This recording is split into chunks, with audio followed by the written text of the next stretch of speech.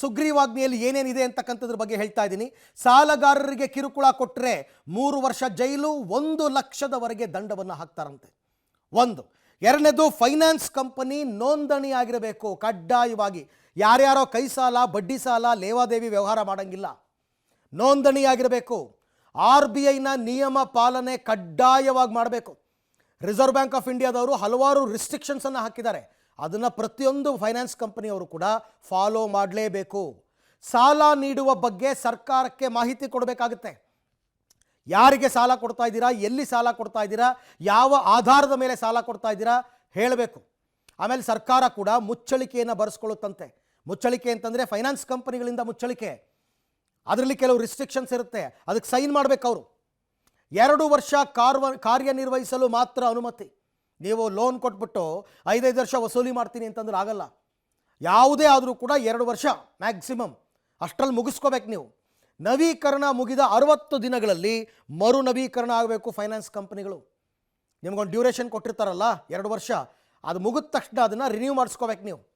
ಒಬ್ಬ ಸಾಲಗಾರ 2 ಸಂಸ್ಥೆಗಳಿಂದ ಮಾತ್ರ ಸಾಲ ಪಡಿಬೋದು. ನಮ್ಮಲ್ಲಿ ಅದೇ ಆಗಿರೋದು ಎಡವಟ್ಟು. ಒಬ್ಬೊಬ್ಬರು 5 ಫೈನಾನ್ಸ್ ಕಂಪ್ನಿಯಿಂದ 2 ಲಕ್ಷ ಥರ 10 ಲಕ್ಷ ತೊಗೊಂಡ್ಬಿಡ್ತಾರೆ.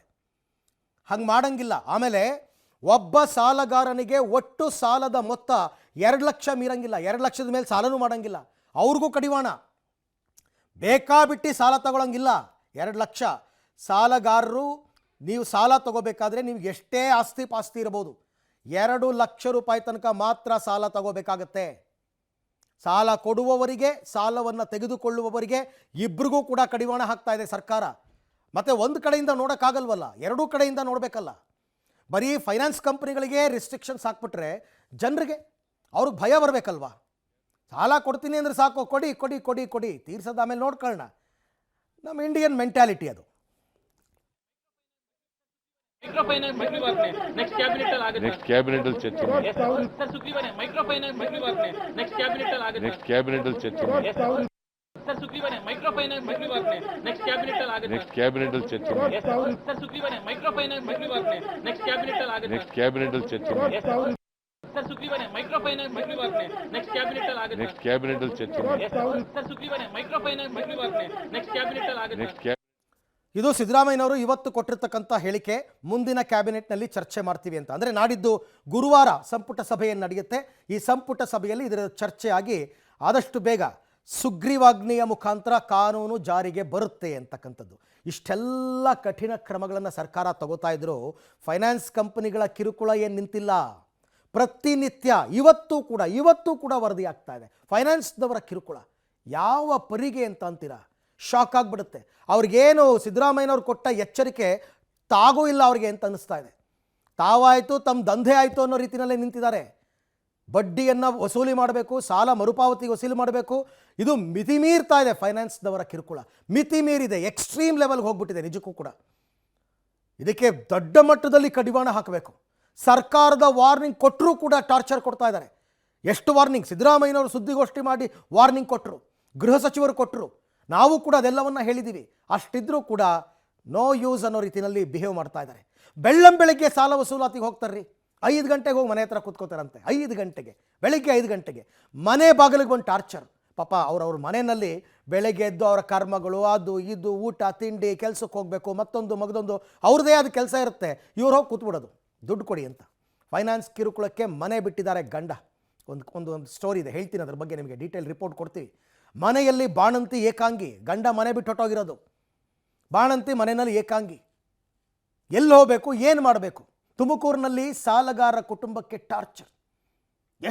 ಎಷ್ಟು ರೀತಿಯಲ್ಲಿ, ಇಂಥ ಜಿಲ್ಲೆಯ ಜನ ಇವರಿಂದ ಪರಿತಪಿಸಿಲ್ಲ ಅಂತ ಹೇಳೋ ಹಾಗೆ ಇಲ್ಲ. ಸತ್ತರೂ ಬಿಡದ ಫೈನಾನ್ಸ್ ಸಿಬ್ಬಂದಿ ನೋಡಿ. ಯಾರೋ ಒಬ್ಬ ವ್ಯಕ್ತಿ ಸತ್ತೋಗಿದ್ದಾರೆ, ಲೋನ್ ತಗೊಂಡವರು, ಕುಟುಂಬದವರಿಗೆ ಕಿರುಕುಳ. ನೀವು ಕೊಟ್ಟು ಅವ್ರು ಕಟ್ಟಲಿಲ್ಲ ಅಂತಂದರೆ ನೀವು ಕಟ್ಟಿ ದುಡ್ಡು, ನಮ್ಗೆ ಅವೆಲ್ಲ ಗೊತ್ತಿಲ್ಲ, ದುಡ್ಡು ನಮ್ಗೆ ವಾಪಸ್ ಬೇಕು. ಈ ರೀತಿ ಟಾರ್ಚರ್ ಕೊಟ್ಟು ಜನರನ್ನ ಮನೆಯಿಂದ ಹೊರಗಾಗ್ತಾ ಇದ್ದಾರೆ. ಇದಕ್ಕೆ ಸಂಬಂಧಪಟ್ಟ ಒಂದು ರಿಪೋರ್ಟ್ ಇದೆ ನೋಡಿ. ರಾಜ್ಯದಲ್ಲಿ ತಪ್ಪುತ್ತಿಲ್ಲ ಮೈಕ್ರೋ ಫೈನಾನ್ಸ್ ಟಾರ್ಚರ್. ಬೆಳ್ಳಂಬೆಳಗ್ಗೆ ಸಾಲ ವಸೂಲಿಗೆ ಬಂದ ಫೈನಾನ್ಸ್ ಸಿಬ್ಬಂದಿ ಹೆಲ್ಮೆಟ್ ಹಾಕೊಂಡು ಮನೆಯಲ್ಲಿ ಸಿಬ್ಬಂದಿ ಠಿಕಾಣಿ. ರಾಜ್ಯದಲ್ಲಿ ಮೈಕ್ರೋ ಫೈನಾನ್ಸ್ ಕಂಪನಿಗಳ ಸಿಬ್ಬಂದಿ ಮತ್ತು ಸಾಲ ಪಡೆದವರ ನಡುವಿನ ವಾಗ್ವಾದ ಮುಗಿತಾ ಇಲ್ಲ. ಸಾಲ ಪಡೆದವರ ಬಳಿ ಫೈನಾನ್ಸ್ ಕಂಪನಿಯವರು ದೌರ್ಜನ್ಯ ಎಸಗುವಂತಿಲ್ಲ ಅಂತ ಸರ್ಕಾರ ವಾರ್ನಿಂಗ್ ಕೊಟ್ಟರು. ಫೈನಾನ್ಸ್ ಸಿಬ್ಬಂದಿ ಮಾತ್ರ ತಮ್ಮ ಚಾಳಿ ಬಿಡ್ತಿಲ್ಲ. ಹಾಸನದ ಅರಕಲಗೂಡು ತಾಲೂಕಿನ ಕಾಳೇನಹಳ್ಳಿಯಲ್ಲಿ ಮೈಕ್ರೋ ಫೈನಾನ್ಸ್ ಕಂಪನಿ ಟಾರ್ಚರ್ ಮಿತಿ ಮೀರಿಬಿಟ್ಟಿದೆ. ಸಂಜೆ 5 ಗಂಟೆ ಮೇಲೆ ಸಾಲ ವಸೂಲಿಗೆ ಹೋಗಬಾರದು ಅಂತ ಸರ್ಕಾರ ತಿಳಿಸಿದ್ರೆ ಫೈನಾನ್ಸ್ ಕಂಪನಿಗಳು ಬೆಳ್ಳಂಬೆಳಗ್ಗೆ ಸಾಲ ವಸೂಲಿಗೆ ಹೋಗ್ತಾ ಇದೆ. ಮೈಕ್ರೋ ಫೈನಾನ್ಸ್ ಟಾರ್ಚರ್ ಸ್ಥಳ ಅರಕಲಗೂಡು.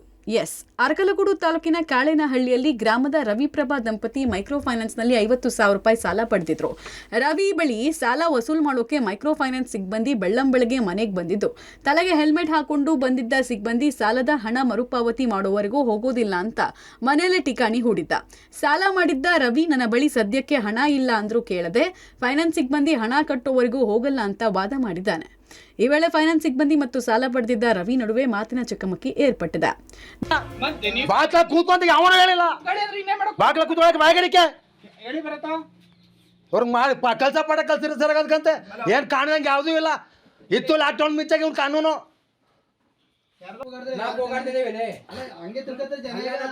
ಕೂಗಾಡ ಹೊತ್ತಿಗೆ ಮತ್ತೆ ಅಲ್ಲಿಂದ ಬಂದಿದ್ದು ನಾನು ಕೂಗ ಆಗಿಡಿದ್ಕೆ ಅಲ್ಲ ಕೂಗಾಡಿದ್ಕೆ ಮತ್ತೆ ಬಾಕ್ಲ ಕೂತ್ಕೊಂತ ಹೇಳಿಲ್ಲ, ಬಾಕ್ಲ ಕೂತ್ಕೊಂತ ಯಾವನ ಹೇಳಿಲ್ಲ, ಬಾಕ್ಲ ಕೂತ್ಕೊಳ್ಳಕ್ಕೆ ಬಾಯಗಡಿಕೆ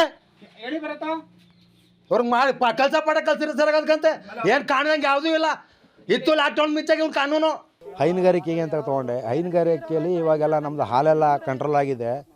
ಹಾಗಾಗಿ ನಮ್ಗೆ ಸ್ವಲ್ಪ ಟೈಮ್ ಕೊಡಿ ಅಂತ ಕೇಳಿದ್ರೆ ಇಲ್ಲ ಟೈಮ್ ಕೊಡಲ್ಲ, ನೀನು ಈಗಲೇ ಕಟ್ಟಬೇಕು, ಇಲ್ಲ ನೀನು ಸಾಯಿ, ನಿನ್ನ ಗಂಡಸಲ್ವಾ, ನಿನ್ನ ಮೀಸೆ ಹೊತ್ತಿಲ್ವಾ ಅವೆಲ್ಲ ಮಾತಾಡ್ತಾರೆ ಸರ್. ನೀವು ದುಡ್ಡು ತಗೊಂಡು ಎಟ್ಟ ತಿಂದ್ರಲ್ಲ ಸಾರಿ ನೀವು ಅಂತ ಎಲ್ಲ ಕೇಳ್ತಾರೆ ಸರ್. ಮತ್ತು ನಮಗೆ ಹೆಚ್ಚು ಯಾವುದು ಟಾರ್ಚರು ಅಂದರೆ BSS ಸಂಘದ್ದು ಭಾಳ ಟಾರ್ಚರು ಸರ್. ರೌಡಿಗಳು ಮನೆಗೆಲ್ಲ ನುಗ್ಗೆ ಬಿಟ್ಟು ಎಳ್ಕೊಂಬರ್ತಾರೆ. ಮತ್ತು ನಮ್ಮ ಮಿಸ್ಸಸ್ಗೂ ಕೂಡ ಹೊಡೆಯೋಕ್ಕೆ ಹೋಗಿದ್ರು, ಅದನ್ನು ವಿಡಿಯೋ ರೆಕಾರ್ಡ್ ಮಾಡಿದ್ದೀನಿ.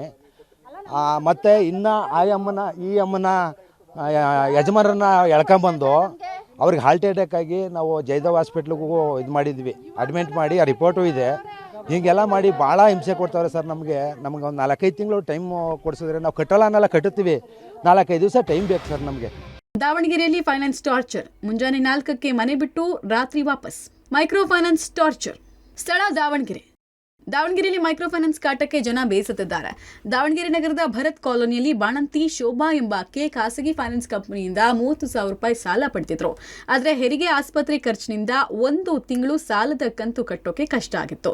ಹೀಗಾಗಿ ಬೆಳಗ್ಗೆ 5 ಗಂಟೆಗೆ ಬರ್ತಾ ಇದ್ದ ಫೈನಾನ್ಸ್ ಸಿಬ್ಬಂದಿ ಸಾಲ ವಸೂಲಿ ಮಾಡ್ತಾ ಇದ್ದು. ಇದರಿಂದ ಬೇಸತ್ತ ಬಾಣಂತಿ ಶೋಭಾ ಪತಿ ಮುಂಜಾನೆ 4 ಗಂಟೆಗೆ ಮನೆ ಬಿಟ್ಟು ತಡರಾತ್ರಿ 12 ಗಂಟೆಗೆ ವಾಪಸ್ ಆಗ್ತಿದ್ದಾರೆ. ಹಸಿ ಬಾಣಂತಿ ಹಸುಗೂಸನ್ನ ಮನೆಯಲ್ಲಿ ಬಿಟ್ಟು ಪತಿ ಫೈನಾನ್ಸ್ ಸಿಬ್ಬಂದಿಯಿಂದ ತಲೆಮರೆಸಿಕೊಳ್ತಿದ್ದಾರೆ. ಮನೆಯಲ್ಲಿ ಪತಿ ಇಲ್ಲ, ಮತ್ತೊಂದು ಕಡೆಗೆ ಫೈನಾನ್ಸ್ ಸಿಬ್ಬಂದಿ ಟಾರ್ಚರ್, ಜೊತೆಗೆ ಕೈಗೂಸನ್ನ ನೋಡ್ಕೊಳ್ಳೋಕಾಗದೆ ಬಾಣಂತಿ ಕಣ್ಣೀರಿಟ್ಟಿದ್ದಾರೆ. EMI ಕಟ್ಟೋಕೆ ಕಾಲಾವಕಾಶ ಮಾಡಿಕೊಡ್ಬೇಕು ಅಂತ ಸರ್ಕಾರಕ್ಕೆ ಮನವಿ ಮಾಡಿದ್ದಾರೆ. 30,000 ತಗೊಂಡಿದ್ದೀವಿ ಸರ್, ನಾವು ಕಟ್ಟಕ್ಕೆ ಆಗ್ತಿಲ್ಲ ಸರ್. ಇದು ಒಂದೇ ತಿಂಗಳು ಕಟ್ಟಿಯಕ್ಕೆ ಆಗ್ತಿಲ್ಲ ಸರ್. ನಾವು ಉಳ್ಕಿದೆಲ್ಲ ಕಟ್ಕೊಂತ ಬಂದ್ವಿ ಸರ್ ಎಲ್ಲ ಸಾಲಗಳು. ನಮ್ಮ ಮನೆಯವರು 5 ಗಂಟೆಗೆ ಎದ್ದೋಕಾರ ರಾತ್ರಿ 12-1 ಗಂಟೆಗೆ ಮನೆ ಬರ್ತಾರೆ. ಸಂಘ ಸಾರಾಗೆ ಮನೆಗೆ ಬರ್ತಿಲ್ಲ ಸರ್. ಅವ್ರು CM ಹೇಳಿದ್ರಂತೆ ಸರ್, ಆದರೂ ಬರ್ತಾ ಇದ್ದಾರೆ ಸರ್. ಮನೆ ಹತ್ರ ದಿನ ಟಾರ್ಚರ್ ಕೊಡ್ತಾರೆ ಸರ್.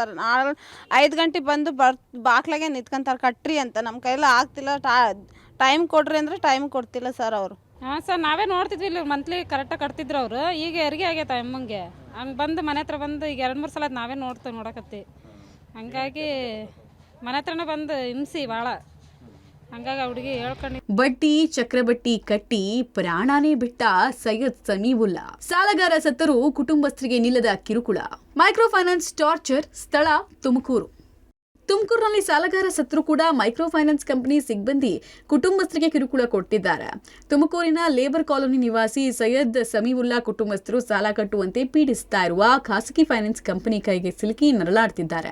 ಸೈಯದ್ ಮನೆ ನಿರ್ಮಾಣಕ್ಕಾಗಿ 2019 ಜನವರಿಯಲ್ಲಿ ತುಮಕೂರಿನ MG ರಸ್ತೆಯಲ್ಲಿರುವ 5 ಸ್ಟಾರ್ ಫೈನಾನ್ಸ್ ಕಂಪನಿಯಲ್ಲಿ 4.66 ಲಕ್ಷ ರೂಪಾಯಿ ಸಾಲ ಮಾಡಿದ್ರು. ವರ್ಷಕ್ಕೆ 24.55% ಅಷ್ಟು ಬಡ್ಡಿ ದರದಲ್ಲಿ, ಅಂದರೆ 4.66 ಲಕ್ಷ ರೂಪಾಯಿ ಸಾಲಕ್ಕೆ 7.20 ಲಕ್ಷ ರೂಪಾಯಿ ಬಡ್ಡಿ ಪಾವತಿಸಬೇಕಾಗಿತ್ತು. 7.20 ಲಕ್ಷ ಬಡ್ಡಿ ಕಟ್ಟಿದ್ರೂ ಕೂಡ ಸೈಯದ್ರ ಅಸಲು ಮುಗಿದಿರಲಿಲ್ಲ. ಬಡ್ಡಿ ಚಕ್ರಬಡ್ಡಿ ಕಟ್ತಾನೆ 2024 ಮೇನಲ್ಲಿ ಸೈಯದ್ ಹೃದಯಾಘಾತದಿಂದ ಸಾವನ್ನಪ್ಪಿದ್ರು. ಸಾಲ ಪಡೆದ ಸೈಯದ್ ಸತ್ರು ಬಿಡದ ಫೈನಾನ್ಸ್ ಕಂಪನಿಯು ಕುಟುಂಬಸ್ಥರಿಗೆ ಸಾಲ ಕಟ್ಟುವಂತೆ ಕಿರುಕುಳ ನೀಡಿದೆ.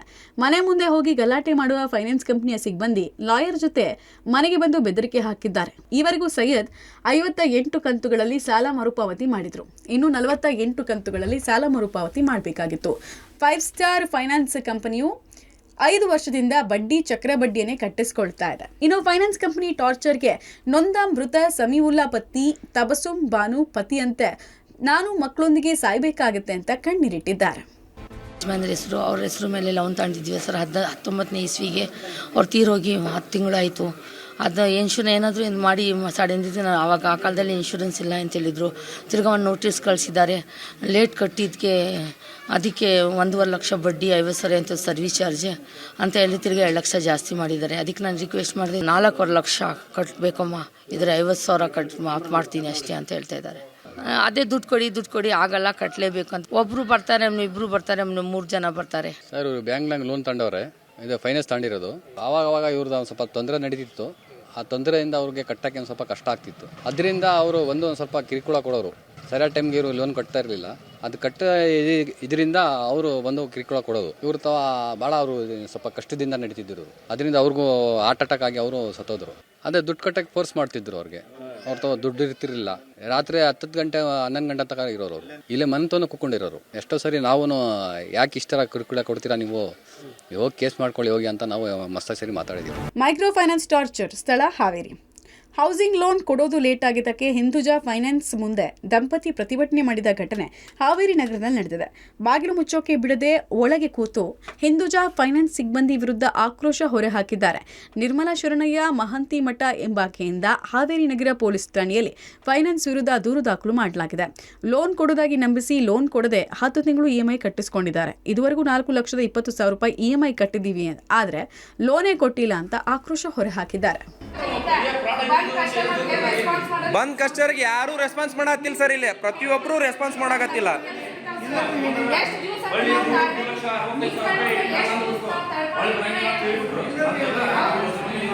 ಇವಾಗ ಲೋನ್ ಕೊಡೋದ್ರ ಬಗ್ಗೆ ಮಾತಾಡತ್ತಿಲ್ಲ ಸರ್ ಇವರು. ನಿಮ್ ಡಾಕ್ಯುಮೆಂಟ್ ಕೊಡ್ತೇವಿ, ನೀವು ಹೋಗ್ರಿ ಮನಿಗೆ ಬರ್ದು ಕೊಡಬೇಕಂತ. ನಮ್ಮ ಡಾಕ್ಯುಮೆಂಟ್ ತೊಗೊಂಡು ನಾವು ಹೋಗ್ಬಿಡ್ಬೇಕಂತ. 37 ಲಕ್ಷ ಚೆಕ್ ಅದು ಬೌನ್ಸ್ ಆಗೈತಿ, ಅದನ್ನ ಕೊಡ್ರಿ ರಿಟರ್ನ್ ಅಂತಂದ್ರೆ ಅದು ಅದನ್ನ ಯಾರು ರೆಸ್ಪಾನ್ಸ್ ಮಾಡಕತ್ತಿಲ್ಲ. ಈಗ ಕಸ್ಟಮರ್ ಮೇಲೆನೆ ರಿಟರ್ನ್ ಅವ್ರ ಮ್ಯಾನ್ ಹ್ಯಾಂಡ್ಲಿಂಗ್ ಮಾಡಕತ್ತಾರ, ಆಫೀಸ್ ಬಂದ್ ಮಾಡ್ಸಾಕತ್ತಾರ. ಹಾವೇರಿ ಶಿವಾಜಿನಗರದ ಶ್ರೀಪಾದ್ ರೇವಣಕರ್ ಸೇರಿದ ಮನೆಯನ್ನ 40 ಲಕ್ಷಕ್ಕೆ ಖರೀದಿ ಒಪ್ಪಂದ ಮಾಡಿಕೊಂಡಿದ್ರು. ಒಪ್ಪಂದ ಪತ್ರ ಕೊಟ್ಟು ಸಾಲಕ್ಕೆ ಅರ್ಜಿ ಹಾಕಿದ್ರು. ದಾಖಲೆ ಪರಿಶೀಲನೆ ಮಾಡಿ 37,43,000 ಹೌಸಿಂಗ್ ಲೋನ್ ಮಂಜೂರು ಮಾಡಿ ಚೆಕ್ ಕೂಡ ಫೈನಾನ್ಸ್ ನೀಡಲಾಗಿತ್ತು. ಸಮಯಕ್ಕೆ ಸರಿಯಾಗಿ ಬ್ಯಾಂಕ್ಗೆ ಹೋಗಿ ಹಣ ಪಡೆಯದೇ ಇದ್ದಿದ್ದರಿಂದ ಅವಧಿ ಮುಗಿದ ನಂತರ ಬ್ಯಾಂಕ್ಗೆ ಹೋಗಿ ಹಣ ಪಡೆಯೋಕೆ ಹೋದಾಗ ಫೈನಾನ್ಸ್ ಸಿಬ್ಬಂದಿ ಹೊಸ ಚೆಕ್ ಕೊಡೋದಕ್ಕೆ ಲೇಟ್ ಮಾಡಿದ್ದಕ್ಕೆ ಫೈನಾನ್ಸ್ ಆಫೀಸ್ ಮುಂದೆ ಪ್ರತಿಭಟನೆ ಮಾಡಿದ್ದಾರೆ. ಸರ್ ಕರೆಸಿ ಸರ್, ಅದೇ ಅಲ್ಲ ಪ್ರಾಬ್ಲಮ್ ಆಗ್ತಾ ಇರೋದು. ಅಮೌಂಟ್ ಆಗಿದೆ. ಸರಿ ಈಗ ಸೊಲ್ಯೂಷನ್ ಏನು ಸರ್? ಸರ್ 1 ನಿಮಿಷ, ಸೊಲ್ಯೂಷನ್ ಏನು ಸರ್? ಈಗ ಸೊಲ್ಯೂಷನ್ ಏನು ಸರ್? ಅದು 37 ಲಕ್ಷ ಸೊಲ್ಯೂಷನ್ ಏನು ಸರ್? ಈಗ ಅದು ಕರೆಸಿ ಸರ್. ಬೆಳಗ್ಗಿಂದನೂ ಮ್ಯಾನೇಜರ್ 1 ವಾರದಿಂದ ಅದನ್ನೇ ಹೇಳ್ತಾ ಇದ್ದೀರಾ ಸರ್. ಇದು ಹೆಂಗೆ ಸರ್? ಇದು ಒಂದು ಬ್ಯಾಂಕ್ ಆಗಿ ಯಾರು ಸರ್? ನಾನು ಆಲ್ರೆಡಿ ಅದೆಲ್ಲ ಟ್ರೈ ಆಗಿದೆ. ಅವ್ರು ಕ್ಲಿಯರ್ಲಿ ಹೇಳಕತ್ತಾರ.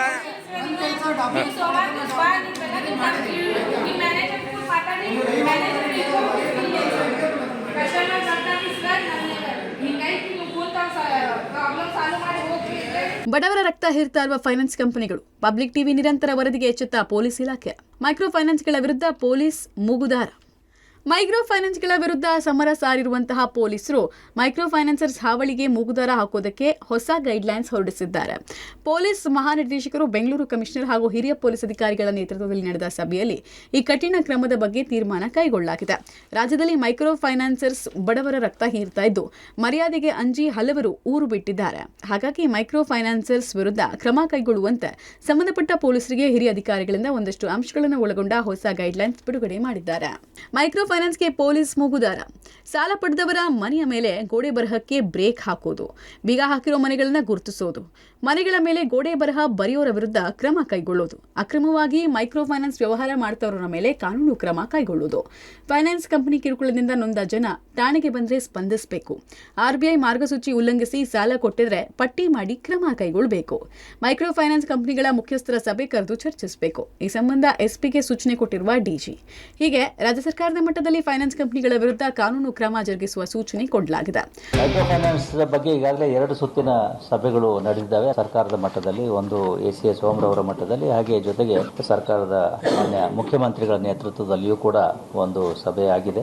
ಈಗ ಅದರ ಬಗ್ಗೆ ಕೆಲವೊಂದು ಗೈಡ್ಲೈನ್ಗಳನ್ನು, ಕೆಲವೊಂದು ಸೂಚನೆಗಳನ್ನು ಕೊಡ್ತಾ ಇದ್ದಾರೆ. ಅದನ್ನು ಅನುಷ್ಠಾನಕ್ಕೆ ತರಲಾಗ್ತದೆ. ಬೆಂಗಳೂರು ನಗರದಲ್ಲಿ ಯಾವುದೇ ರೀತಿಯ ಪ್ರಕರಣಗಳು ದಾಖಲಾಗಿಲ್ಲ. ರಾಜ್ಯದ ಬೇರೆ ಭಾಗಗಳಲ್ಲಿ ದಾಖಲಾಗಿರೋದ್ರಿಂದ ನಾವು ಕೂಡ ಇಲ್ಲಿ ನಮ್ಮ ಎಲ್ಲ ಅಧಿಕಾರಿಗಳಿಗೆ ಇದ್ರ ಬಗ್ಗೆ ಎಚ್ಚರ ವಹಿಸಲಿಕ್ಕೆ ಮತ್ತು ಆ ರೀತಿಯ ಏನಾದರೂ ಒಂದು ಘಟನೆ ಅಥವಾ ಪ್ರಕರಣ ಗಮನಕ್ಕೆ ಬಂದರೆ ಅಥವಾ ಯಾರಾದರೂ ಈ ರೀತಿ ದೂರನ್ನು ಕೊಟ್ಟರೆ ಅಥವಾ ಪೊಲೀಸ್ ಠಾಣೆಯನ್ನು ಅಥವಾ 112 ಸಂಪರ್ಕಿಸಿದರೆ ಅವರಿಗೆ ಸೂಕ್ತ ಸ್ಪಂದನೆಯನ್ನು ಮಾಡಲಿಕ್ಕೆ ಈಗ ನಾವು ಈಗಾಗಲೇ ನಮ್ಮ ಅಧಿಕಾರಿಗಳಿಗೆ ಸೂಚನೆಗಳನ್ನು ಕೊಟ್ಟಿದ್ದೇವೆ. ಒಟ್ಟಾರೆ ಸರ್ಕಾರ ಮೈಕ್ರೋ ಫೈನಾನ್ಸ್ ಟಾರ್ಚರ್ಗೆ ಕಡಿವಾಣ ಹಾಕೋಕೆ ಚಾಪೆ ಕೆಳಗೆ ತೂರಿದ್ರೆ ಫೈನಾನ್ಸ್ ಕಂಪನಿಗಳು ರಂಗೋಲಿ ಕೆಳಗೆ ತೂರ್ತಾ ಇದೆ. News desk, public TV.